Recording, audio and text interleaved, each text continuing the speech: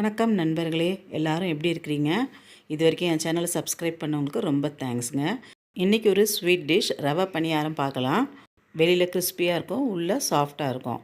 இதுக்கு தேவையான பொருள் 1 கப் ரவை, 1 cup maida and 1 cup sugar.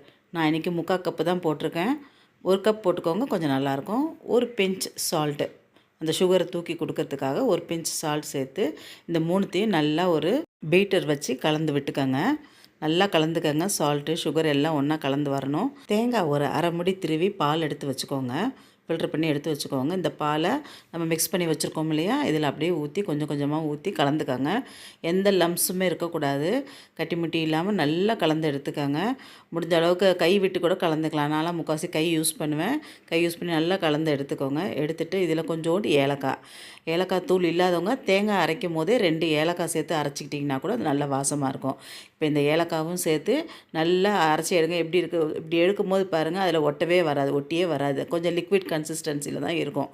இந்த அளவுக்கு நல்லா கலந்து விட்டதுக்கப்புறமா ஒரு தட்டு போட்டு மூடி ஒரு 1/2 அன் ஹவர் அப்படியே அதை ரெஸ்ட்டில் விட்டுருங்க.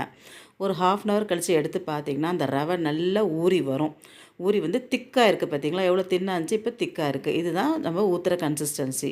இப்போ எண்ணெயை காய வச்சு ஒரு குழிக்கரண்டியில் அப்படியே கொஞ்சமாக எடுத்து அப்படியே எண்ணெய் நடுவில் அப்படியே விடுங்க. அதில் விட்டுட்டிங்கன்னா அப்படியே நல்லா பொரிஞ்சு வரும். பொரிஞ்சு அப்படியே அதுவே தானாக அப்படியே மேலே வரும்.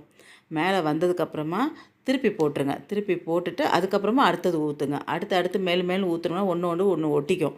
அதனால் ஒன்று வந்து இப்படி உப்பி வருது பார்த்திங்களா, இப்படி வந்ததுக்கப்புறமா அது மேலே கொஞ்சம் எண்ணெய் தெளிச்சிட்டு அப்படி திருப்பி விட்டுருங்க. திருப்பி விட்டுட்டு பக்கத்தில் இது நல்லா ஓரளவுக்கு பொரிஞ்சிருச்சு, ஹாஃப் பொரிஞ்சிருச்சு. அதுக்கப்புறமா அடுத்தது பக்கத்தில் ஒன்று ஊற்றுங்க. அட் அ டைம் ஒரு கடாயில் 2 ஊற்றுனா போதும். இல்லை வட்டமாக இருக்க கடாயாக இருந்துச்சுன்னா இன்னும் 2, 3 கூட ஊற்றலாம். இது குழி கடாயாக இருக்கனால 2 மட்டும்தான் ஊற்றுறேன் நான். ஊற்றி எடுத்துருங்க. இந்த மாதிரி நல்லா ஓரளவுக்கு 2 பக்கம் நல்லா ப்ரௌன் ஆனதுக்கப்புறமா திருப்பி விட்டு எடுத்துருங்க. இது பார்த்திங்களா 3rd ஊற்றுறேன் பாருங்கள் எப்படி இருக்குன்னு. நடுவில் அப்படி ஊற்றி திருப்பி விட்டிங்கன்னா நல்லா புஷ்ஷுன்னு பன்னு மாதிரி பொரிஞ்சு அப்படியே வருங்க. இது ரொம்ப நல்லாயிருக்கும். உள்ளே அப்படியே சாஃப்டாக இருக்கும், மேலெல்லாம் நல்லா கிறிஸ்பியாக இருக்கும்.